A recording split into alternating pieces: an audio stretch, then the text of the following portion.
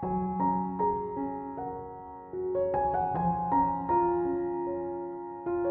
umaga dito, sabi ko sa simbahan ay masaya lang, tama ba? Huwag na tayo makipag-ibigat yung biyara ng mundo. Hindi naman tayo kasali doon. Lagi lang tayo yung manalangin. Sabi ni Sir Maan, Pastor, bukod-bukod na naman kami message mo. Hindi, mag-refresh lang tayo ngayon. Okay, sige po. Ang ating mensahe po ngayon ay patungkol po sa buhay at patungkol po ni Paul. Kilala niyo ba si Pablo? Hindi rin katabi mo baka makapol na yan. Si Pablo ay isang pinakahuling disciple. So po, tapos sa Korinto, bigyan lang natin ng background.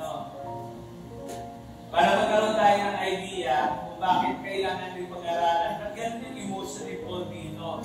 Kasi yung kanyang pakiramdam ay may pinagdadaanan siya. In 2 Corinthians, ay ito yung balak niya na ikatlong pagbisita sa Corinto.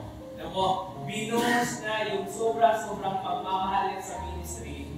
Pero ito yung kanyang karanasan. Sa 2 Corinthians chapter 11, ipinaramdam niya kung ano yung kanyang mga karanasan. Ilang beses siya lumangoy, kaya bakit ko nire-rate doon sa Siman? Kasi si Paul, ilang beses siya lumangoy.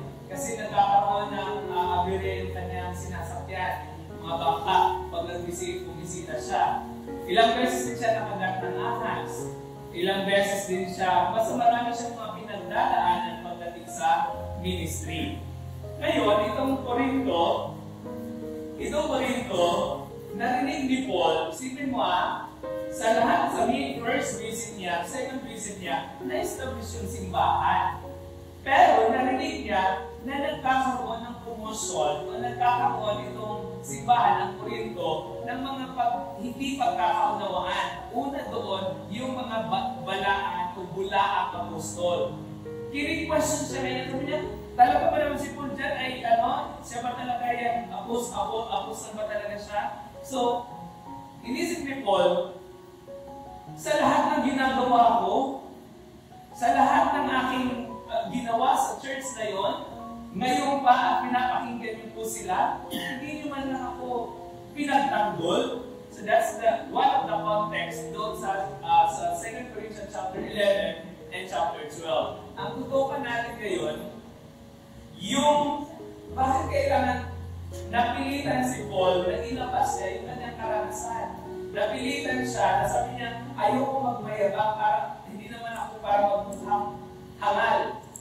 Ayaw niya magmayabang para ayaw niya sabihin yung kanyang karanasan sa ministry para hindi siya magmukhang hangal. Pero pinilit niya akong sabihin ito.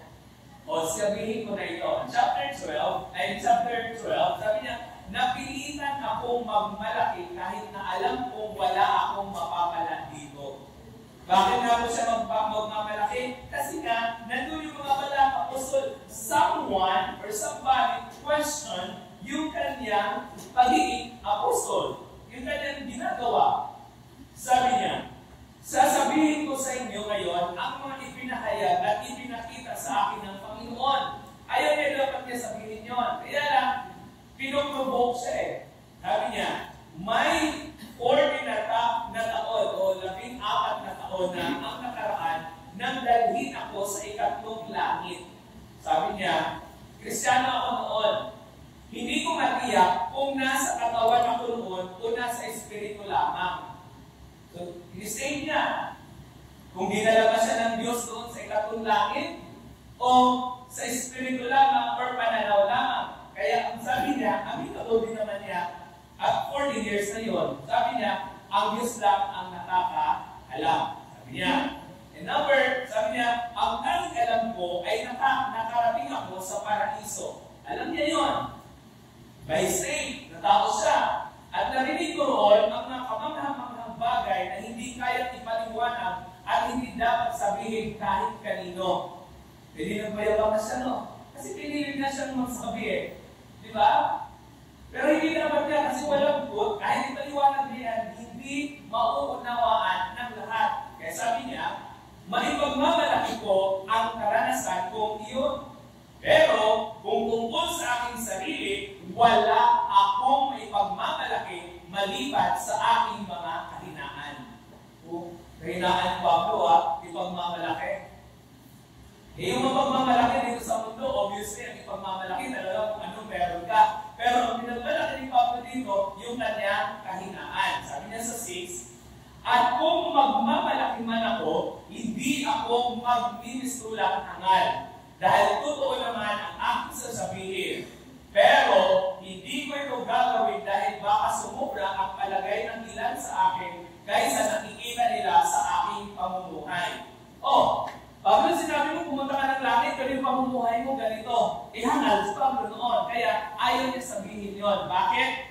Paul make sure na ibabalansin din niya yung sasabihin niya at yung kanyang uri ng pamumuhay. Sasabihin, bigyan ko kayo ng, this is just an sample.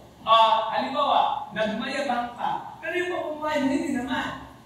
Parang sinabi ko rin ito lagi sa inyo, yung kapitbahay ko dati, may katulong, a working student. Hindi, magpirito ka na ng lechon. Painitin mo yung lechon. Sabi ng kanyang working student, wala naman kami lechon. Ano naman pipirit? Buwan, Bisaya, tuyo naman yung meron kami. So, that's a specific example na gusto ni Paul, kung ano man yung sinasabi niya, ano man yung pinagmamayabang niyang kahinaan, it fits doon sa tunay niya buhay. So, ganun yung kanyang nais-pahipatig. Huwag tayo ano doon. Yan ang gusto niya.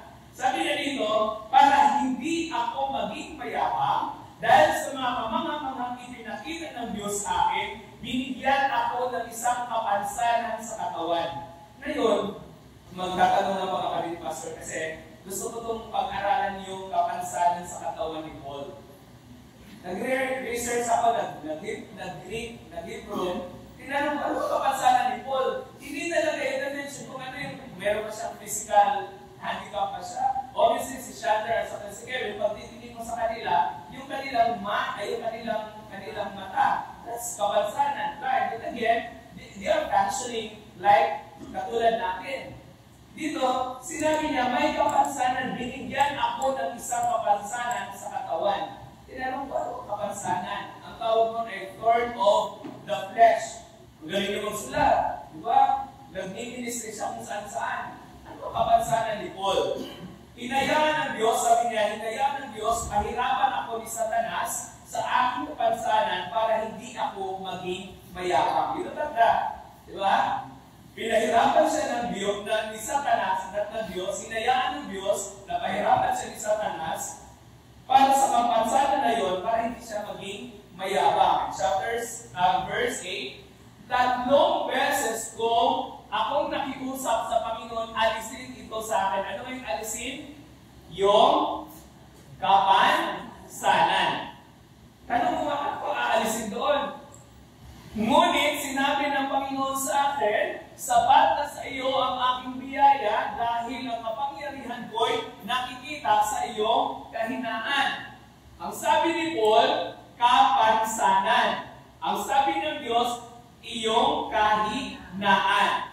Pwede kapansanan ni Paul ay kapansanan ni Paul kahinaan sa tingin ng Diyos. Ngunit anuman yung kahinaan ni Paul, yun din ang maihahayag ang biyaya ng Diyos. Sabi niya, kaya buong galak kong ipinagmamalaki ang aking kahinaan.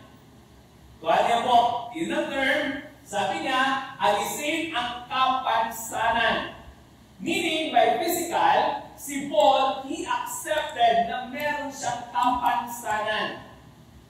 Pero sa tingin ng Diyos, yung kapansanan ni Paul in the human body ay kahinaan sa perspective ng Diyos.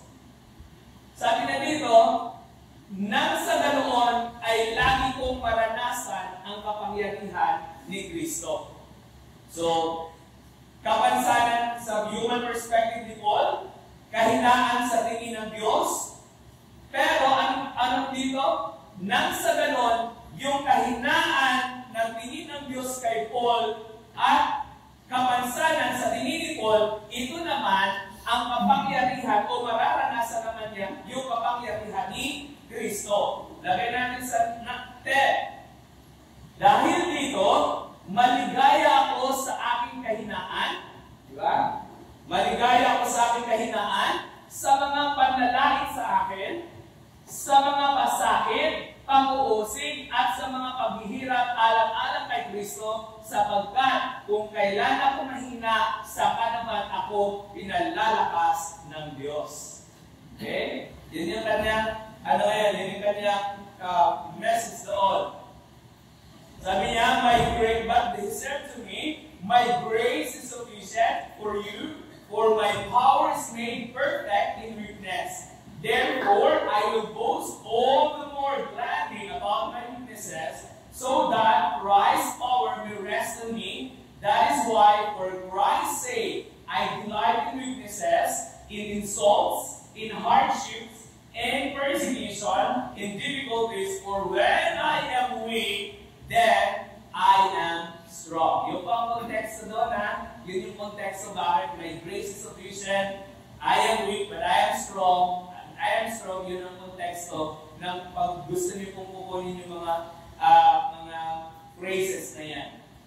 Okay.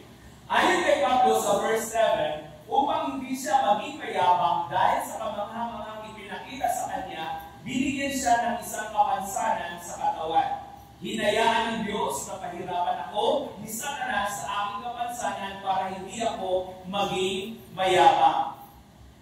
Ano ang kapansanan na naranasan o nararanasan ni Pablo o yung tinatawag na thorn of the flesh? Ayon sa pag-aaral, hindi sinasabi ni Paul kung ano yung kapansanan na kanyang dinaranas at pwede ang mga sumusunod. Okay, pwede sakit sa katawan. Bakit naman? Sa chapter 11, makita mo yung paghihirap niya bilang apostoles. Pinakulong, tinortured, no? Spiritual na panghihina. Pwede rin ang hihina siya dahil sa maraming mga maling tagapagturo o kulang apostol. Siyempre, no? Tingnan nyo, ilagay natin yon. Mga anak nyo, tinuruan nyo ng good values sa bahay. Pagdating sa community, iba na naman yung kanilang nasabak. Balik sa bahay, ang bilis sumagot. Di ba? Ang bilis, parang wala nang galang sa inyo. Ano maramdaman ng magulang? Ano maramdaman ng magulang? Na hihina. Pwede silang nadi-discourage. Pwede gano'n ang mangyari din kay Paul. Nang unang bisita sa Corinto, in-establish. Pangalawang bisita niya, in-establish pa rin ang church. Pangatlong plano niya, ito na yung kanyang maririnig. Pwede ang spiritual na panghihina dahil sa maraming mga maling tagapagturo o yung mga pulang apostol ay nandoon sa area na yun. Ito pa yung masakit. Okay? Pwede din yan sunod. Pwede rin spiritual attack o demon attack or persecution tulad ng opposition, kontrabida, violence, or imprisonment. Dr. Lawrence, bilang sa president sa PDS na seminary na yan, nakaranas din ng stress. Mga pastors na Bagay, seminary is not the home for the angels. Seminary is the place where the sinners can have an opportunity to look at or see the grace of God. Kaya ganun ako tumingin sa seminary. Dati, alam ko seminary, papaglabas mo may yung crown dito, dilaw. Rin tawag mga sobrang banal. O gano'n. Yun na yun. Nahilo na, mga Bisaya, nahilo-hilo. Mga Bisaya, no? Pagpasok ko sa seminaryo, ito palang lugar na ito, nandoon pala yung mga name them all. No? Kaya nga, name them all. Count your blessing and name them all one by one. Ganun yung aking revise. That's the place. Pero, nakakaranas, bakit? Marami pa kontrabida. Tingin kayo, pag may kontrabida, ano maramdaman niyo? Masaya kayo? Ha? Nanggigigil mo. Gusto mo mag-transform. Pero at the end of the day, dahil nga Kristiyano ka, gusto mo nang lumaban, pero may kontrabida, ayaw mo malabanan, kasi nga Kristiyano ka, nanghihina ka na. Diba? Ikaw pa rin nanghihina. Mentally, physically, or psychologically, ikaw manghihina. Bakit nga? Pinipigil mo yung iyong gigil. Kung may mga violence or may mga imprisonment pa na naranasan ni Paul, ganun talaga yung kanyang maranasan. Discouragement, disappointment. Hindi niya sinabi, pero ito ang kanyang nararamdaman. Sinabi lang niya, thorn of the flesh. Sinabi lang niya kapansanan. Pero hindi niya sinabi kung ano yung kapansanan. Pero kanyang nararanasan. Ipinaranas sa kanya ng Diyos, hinayaan ng Diyos. Pwede rin, basahin natin yung verse 10, may mga kahinaan siya. Tingnan natin yung kahinaan niya. Nangihina ba kayo pag nilalait kayo? Yun din yung naranasan niya. Kaya nga, napilitan siya magmayabang ng lahat ng nangyari sa kanya kasi naranasan niya, nilalait siya. Ako, 42 years old na, maglalaitin pa yung ilong ko, di ko pa matanggap-tanggap na yun. Eh, ito na yung ilong ko dyan. Diba? Pag nilalait ka, nasasanay ka na. Pero on that time, yung panlalait nakakapanghina. Tama ba? Pag lalaitin ka sa mukha mo physically, lalaitin ka sa iyong kakayanan physically, ay okay na yun. Minsan tanggap natin, pero kung lalaitin ang buong pamilya mo, aba, iba na usapan yun. Say amen. Mga bata, kung suntukan sa school, sa guidance, kung walang problema yan, sa kakat walang problema, magsabihan mo ng papa mo, kalbo, asa pa kanya talaga yun. Ang dami kong nag-guidance, alam mo sinabi lang ng bata, papa mo, kalbo, eh sinapak niya. Ba't sinabi ng papa ko, kalbo? Kalbo ka mama? Hindi. That's not the point, because you touch my family. You touch my loved ones. And that's the first, that is natural sa ating mga tao na we need, kahit hindi man natin maprotektahan yung sarili natin, pero huwag mong itouch yung aking pamilya. Magkakagulo talaga tayo. You get the point? Ito yung naranasan ni Paul. Panlalait, hindi lang sa kanyang pagiging apostol, hindi lang sa kanyang ginagawa, kundi pati yung kanyang personal na buhay. Nakakapanghina? Yes. Pangalawa, pwede rin yung kahinaan niya, mga pasakit. Ano ba mga pasakit ng apostol dati? Narinig niya, pinugutan ng ulo, nilagay sa oil, tapos sa kanya kaya, napriso pa siya ng imprisonment. Ano ba kaya mangyari sa kanya? Diba? Asahan mo na talagang meron siyang mga pasakit, pag-uusig, mga pahirap, alang-alang kay Kristo. Yun ang verse 10. Sinabi na, yan ang mga kahinaan. You look at this, mga kahinaan, paglalaki, mga pasakit, pang-uusig, mga pahirap, alang-alang kay Kristo. Anong sabi niya? Alang-alang kay Kristo, kung saan ako mahina, doon ko naranasan ang pagpapalakas ng Diyos. Amen? Sabi niya dito, ano ang purpose ng kapansanan na naranasan ni Pablo? Para maiwasan, ano yung kapansanan? Para maiwasan ang kanyang pagmamayabang. Ipinaranas yun. Nandito magmayabang. Kaya nga, sa mundo ito, may perfect po ba? Punta tayo sa mga artista. Gaganda na, yayaman pa, perfect. Titingnan mo yung buhay. Ito, artista ito si Sir Rio Dami mga artista ito makausap. Diba? Ganda. Yaman. Perfect. Meron ba rin? Problema. Hindi talaga perfect yun. Kahit gaano makatalino, meron pa rin talaga yung kukulangan sa buhay. Kaya nga, para hindi ka magmayabang. Sabi ng Diyos, hindi diyan kung ano ang thorn of the flesh, ngunit kung babasahin natin ang buong chapter 12 at buong Corinthians, ang mga sumusunod ay pwede ito ang naranasan ni Pablo sa mga mananampalataya. Una, sa kabila ng kanyang malasakit, hindi niya nararanasan ang appreciation mula sa mga taong kanyang pinagmamalasakitan laban sa mga bulaan ng mga apostol. Mas masakit yun. Ibinuhos mo na ang lahat. Hindi man lang na-appreciate. Parang mga nanay lang yan. Taas ang amen mga nanay. Ilang mga anak ninyo nagpapasalamat sa inyo. Pagising ng umaga, naghanda ng agahan. Pagising sa umaga, naghanda ng ganito. Naghatid, nagsundo, naghatid ng ganito. Pero ilan lang sa inyo, pag nagkamali kayo, ang daming sagot sa inyo. Hindi ba nakakapanghinna? Ang daming mga magulang kumukuha sa akin sa guidance. Hindi na alam kung anong gagawin. Diba? Ang anak magpapakamatay, walang dahilan. Naglalaslas, nagdala ng blade, naglalaslas. Kasi daw nagpaka-problema nang tinanong ko, kain tulog, cellphone lang naman pala sa bahay. Tapos ba't ka nagpakamatay? gusto ko lang. Sabi ng nanay, ano bang gagawin ko? Wala na akong ginawa sa aking anak. Wala na akong ginawa sa buhay, kundi maglaba, magplansya, magpaligo, maghanda, ihatid, isundo. Ganun ang ginawa, pero bakit ka pa rin magpakamatay? Sabi ng mama. Ilan sa mga magulang dito na hindi man nakakatanggap ng thank you, ma. Kailan sila nag-thank you?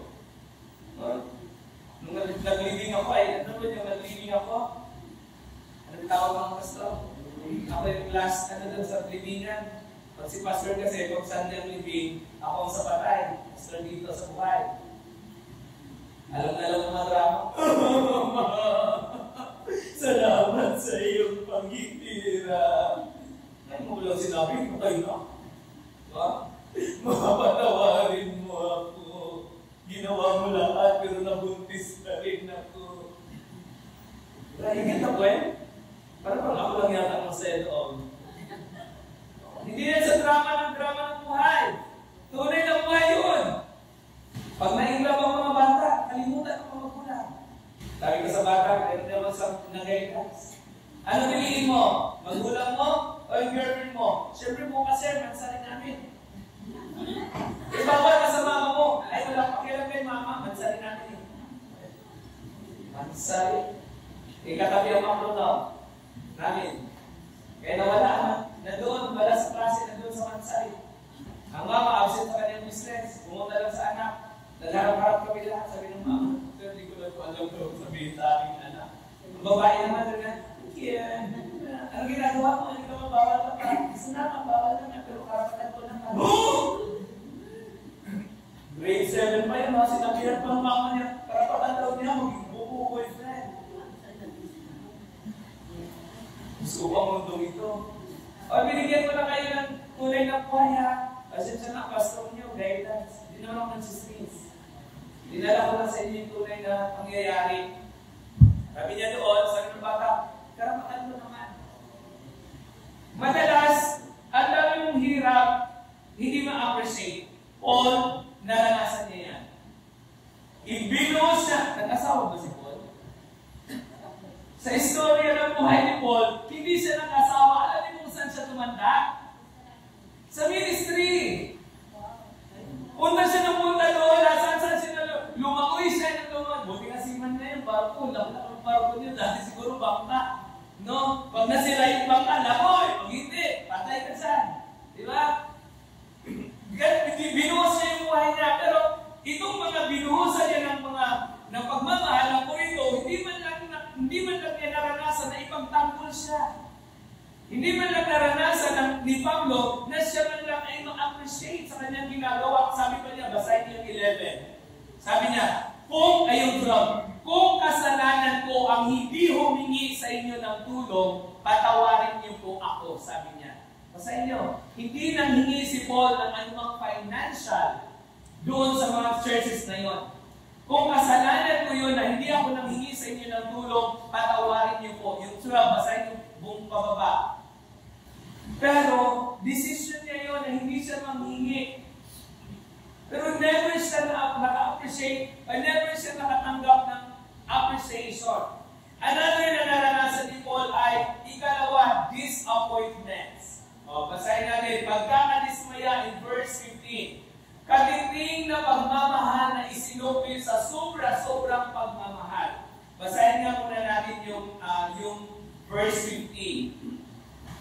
Sabi niya sa 15, ang totoo, ikaliligaya kong gugulin ang lahat at ialay pati ang aking sarili para sa inyo. Sabi niya sa 15. Ngunit, bakit katiting lang ang isinusupli ninyo sa sobra-sobrang pagmamahal ko sa inyo? Diba disappointments? Ibinuhos na ng lahat, pero napakakunti lang ang isinukli sa kanila. Kinwestiyon pa yung kanyang pagiging apostol. Di ba masakit yun? Sino mga nanay dito? Kaya mga nanay, kung ikakasal yung mga anak, kung iiyak, na-imagine ko si Sister Mildred, no? Nag-walk sa park, nakita yung anak. Bakit nga po ba ng mga nanay, pag ikasal ang mga anak, umiiyak? Pwede ba kayo sumagot? Pastor at Narelita.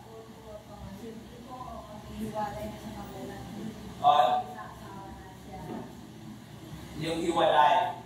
Hindi ko masaya na ikasal na. Pwede na rin. Diba? Malified. Ay, ikaw iyak. Very good money.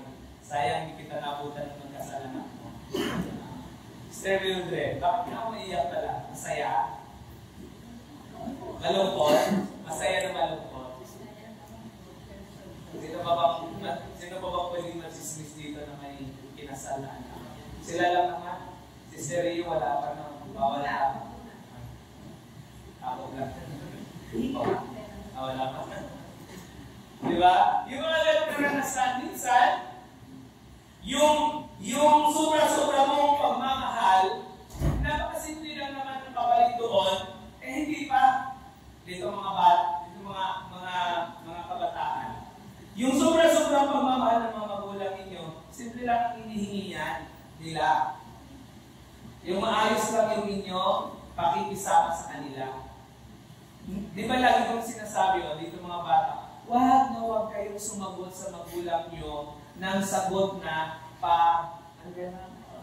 pabala. Painful sa kanila yun, di ba? Sister Lynn, painful ba pagpabala? Oo, painful yan. Sino dito nakaranas sa mga anak ay sumagot ng pabala? Ay mali. Mali ang tanong ko. Sino mga anak dito na sumasagot ng pabala? Taas kamay. O say amen. Amen. Alice, very good. Bawat sagot ninyo sa sobrang pagmamahal ng magulang sa inyo, pag nagpabalang sa pagsagot, napaka-painful. Tama ko ba? Kaya yung aking mga pamangkin, grateful ako dahil hindi yan sumasagot sa akin pag ako ay na-bipolar. Tahimik din sila lahat. Para silang pag nandun ako sa kwarto, labas sila lahat. Pag nasa labas sila, balik sila sa kwarto. Pag aakyat ako, aakyat sila sa taas. Basta pag nagsasalita ako, sabay-sabay sila labas. Labas. Ayaw nila ako sundan. Kasi pag sa bahay, ano lang naman ako mababipolar ko pagkalinisan. Pag makita ko naman, kukusot. Alam mo pag nababipolar, kuskus ako ng kuskus, nagsasalita kung paano mabilis ang may mabilis yung bunganga ko. Sila, takbo sa kwarto, akyat sa taas. Nasanay na. Gusto ko yung hindi ako sinasagot. Hanggang maya-maya, tahimik lang. Diba? Pero sa mga magulang na sinasagot, mas nakakainit, no? Painful talaga yun. Yung sobrang pagmamahal, punta tayo sa mag-boyfriend at mag-girlfriend. Sobrang pagmamahal mo, hindi ka nga natutulog, nag-chat-chat ka. Pero yung iba, may ka-chat pang iba. Ay, hindi na naman disappointed ka, magdamag ka talaga, hindi ka makatulog. Sobrang pagmamahal. Kahit pagtulog, sabi ng mama, Sir, sabi ko naman sa anak ko, alas 12 na, madaling araw, ano bang pinag-ikwintuhan nyo? Hindi na nakatulog, sir. Nag-ikwintuhan pa. Babad. Binunod ko na yung internet. Kinulit, katulog na ako. Hindi naman ako mag-24 hours mag-guard sa kanila. Nag-uusap. Grade 7 pa yan, sir. Diba? Sobrang pamamahal. Kahit wala ng internet, nagtawagan pa rin.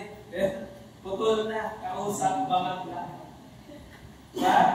Tapos, kung di lang pala kapalit, no? Sabi ni Paul, katiting lang ang pagmamahal na isinuplay sa kanyang sobrang pagmamahal. Ikato ay maling expectations.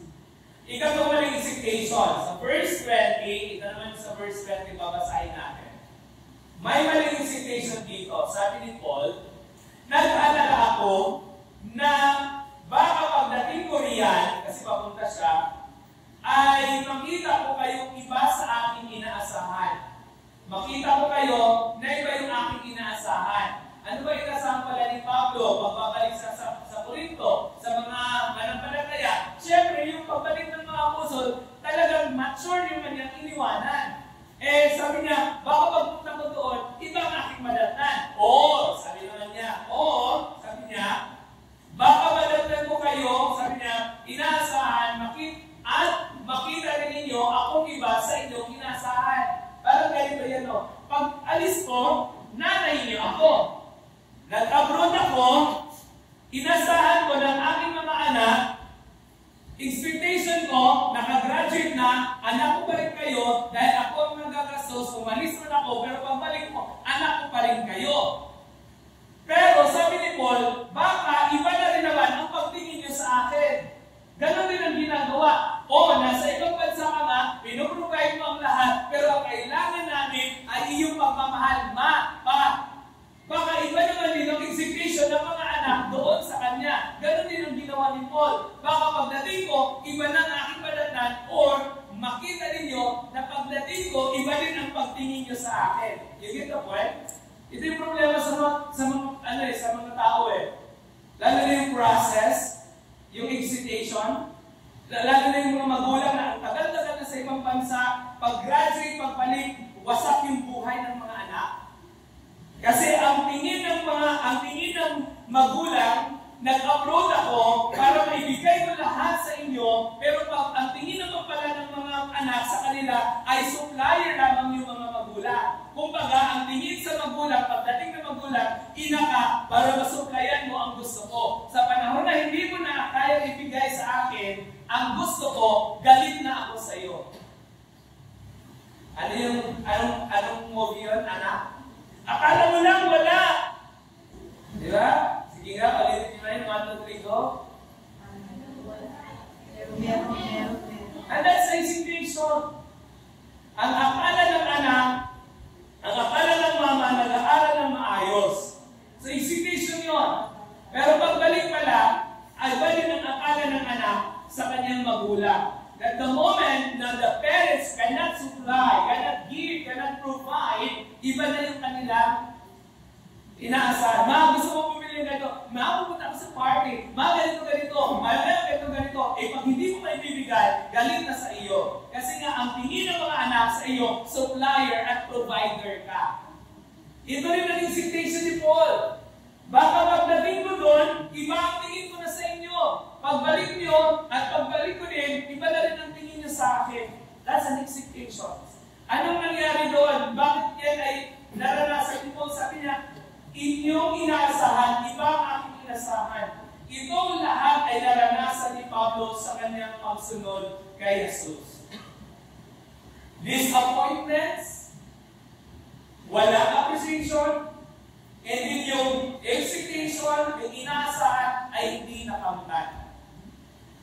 Ang bilang sumusunod kay Kristo, sino ba mga sumusunod kay Kristo? Say amen. Amen.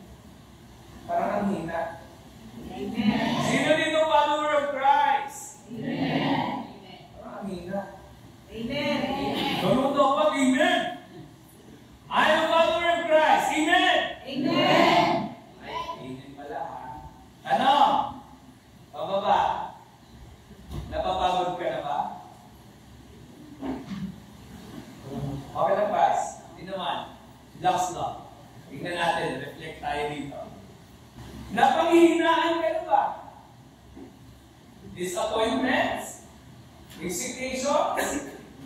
No appreciations? Nakakapanghihinaan talaga yan. Dahil una, sa kabila ng iyong ginagawa ay wala man lang appreciations. So, tamulin natin sa siyata. Sayaw. Kakanta mo, yung appreciations. Suko ka na. Ministry, tugtog ka. Drugs ka. Wala namang appreciation. Reklamo ka, malakas-lakas ng tugtog. Sa doon.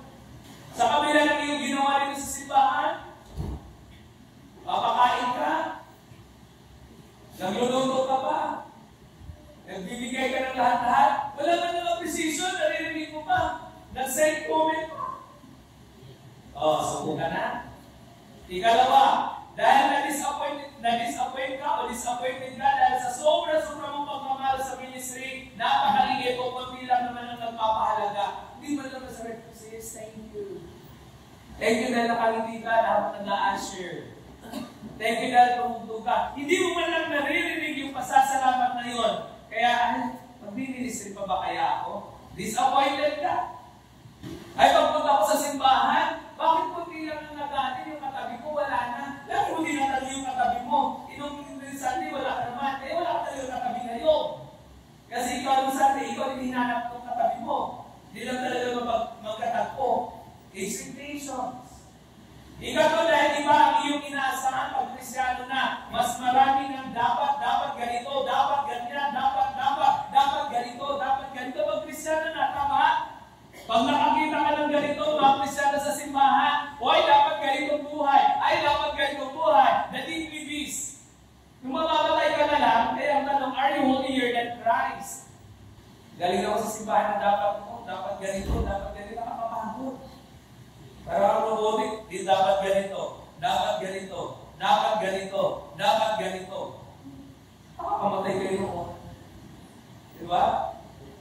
Or are you expecting na lahat too much doon sa Kristyano? Lagi kang magpupunta, bakit yan? Kapatiran natin yan? Bakit ganun yung bungalang yan? Bakit ganyan? Ang dami mong tanong, ang dami mong bakit? Kasi nga ang nilagay sa puso mo, yung mga dapat na giblibis.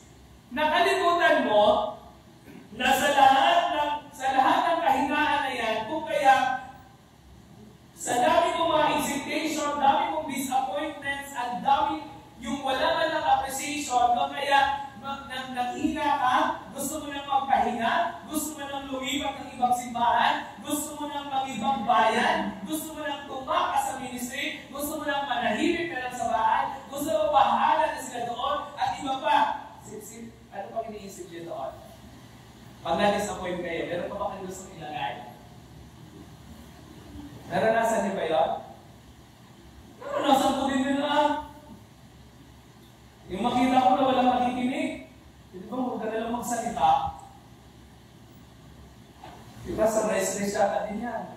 Pagiging president, di ba? Lahat ng ginawa mo na, ang daming utang ng seminaryo. Lahat ng ginawa na, kung saan ka lang nangihingi. President, pastor, nangihingi. Para makapagbatayo ng bakod sa PDS. Di ba? Kaya dahil na kanyang ginagawa na bakuran na, meron na mangyayari, wala pa rin appreciation, kundi maririnig mo pa rin yung side comments. Nakakapanghina na ba naman? Ginawa mo ang lahat, pero wala pa rin appreciation. Pero pa ba kayo idagdag at iba pa pakilagay ngayon yung mga naisip at gusto mo nang sumuko, ngunit ayaw pa ng puso. Nakakataya-taya na, no? Gusto ko nang umitaw, ngunit ayaw pa ng puso. Gano'n. Meron ka? Normal yun. It's normal. Let us always recognize why you are human. We are human. Minsan ang mga puso natin, minsan ang ating katawan gusto sumuko. Yes, walang problema yan. Makita mo yung katabi mo, makita mo yung kapatid mo, makita mo yung kapatiran mo, makita mo yung pastor mo, makita mo yung mga church leaders mo, makita mo yung kapitbahay mo, gusto mo nang sumuko sa mundo ito, you recognize that feeling. Bakit? Hindi ka robot. Congratulations! Kaya naramdaman mo pa ang mga bagay na yun. Dahil sa panahon hindi mo naramdaman, baliw ka na. Di ba? Kung di ka naman disappoint, baliw ka na. Kung di ka na nasaktan ka na. Appreciate mo yun, that's normal. Kung inaasahan ng tao na mahalin ka, tapos ikaw minahal, nasaktan ka, normal, walang problema. Maganda naramdaman mo yun, you have to recognize. Then, refrain yourself. Ano sabi ni Pablo? Lord, tanggalin mo ang thorn of the flesh na to. Tanggalin mo ang kapansanan na ito. Sabi ni Pablo, tanggalin mo. 3 beses siya hinihingi. Sabi niya, 3 beses akong nakiusap sa Panginoon na alisin ito sa akin. Ang ano yun? Yung kapansanan, yung kahinaan. Ano ang sagot ng Diyos? Ngunit sinabi ng Panginoon sa akin, sapat na sa iyo ang aking biyaya dahil ang kapangyarihan ko'y nakikita sa iyong kahinaan. Amen? Accept kung tayo nanghihina. Accept kung tayo nadi-discourage. Tanggapin mo kung nadi-disappoint ka. Walang problema yan dyan. Sa panahon na nadi-disappoint ka, sa panahon na nanghihina ka, sa panahon na nasasaktan ka, dyan mo makikita na sapat ang biyaya ng Diyos. Amen? Sabi ng Diyos, my grace is sufficient. My grace is sufficient for you, for my power is made perfect in weakness. Kung ikaw ay malakas lagi, hindi mo kailangan ng Diyos. Kung ikaw ay laging magaling, hindi mo kailangan ng iba. Kung ikaw lang lagi, kung ikaw na yung the best, hindi mo kailangan ng iba. Maranasan mo ang kahinaan na yon, maranasan mo ang kapansanan na yon para hindi ka magmayabang. And you can see the grace of God. Amen? Amen? Ano ba nasa isip mo pag naranasan mo ang thorn of the flesh? Tandaan, ang biyaya ng Diyos ay sapat. Kung walang appreciation, sapat ang kanyang biyaya. Kung may disappointment o disappointed ka, sapat ang biyaya ng Diyos. Sapat ang biyaya ng Diyos para sa mga hindi inaasahan o mga maling expectation. Cheer up! Kung napagod magpahinga, huwag kang sumuko. Manalangin na kung kailan tayo mahina o nanghihina, doon makikita ang kalakasan ng Diyos. Sapagkat, verse 10, sapagkat kung kailan ako mahina, saka naman ako pinapalakas ng Diyos. Kung merong mga insulto, merong hardship, merong persecution, mga difficulties, wala kang pera, kulang ang budget, maraming kang disappointments, maraming panglalait, maraming mga problema, tandaan, for when I am weak, then I am strong. Dahil di raw naligaya ako, sabi ni Paul, sa aking kahinaan, sa mga panlalait sa akin, sa mga pasakit, pag-uusig at sa mga paghihirap, alang-alang kay Kristo, sapagkat kung kailan ako mahina, saka naman ako pinapalakas ng Diyos. Gusto ko nang bumitaw, ngunit ayaw pa ng puso. Kung napagod, huminga malalim at isipin ang biyaya ng Diyos ay sapat upang hindi ka bibitaw sa kanyang mga pangako na ang iyong mga mabuting gawa na nasimulan ay hindi mababaliwala. Mga kapatid, cheer up. Sabihin mo sa katabi mo, cheer up. Kaya mo yan. Ba't ang kausap niyo ako? Sabi ko sa katabi mo eh. Cheer up.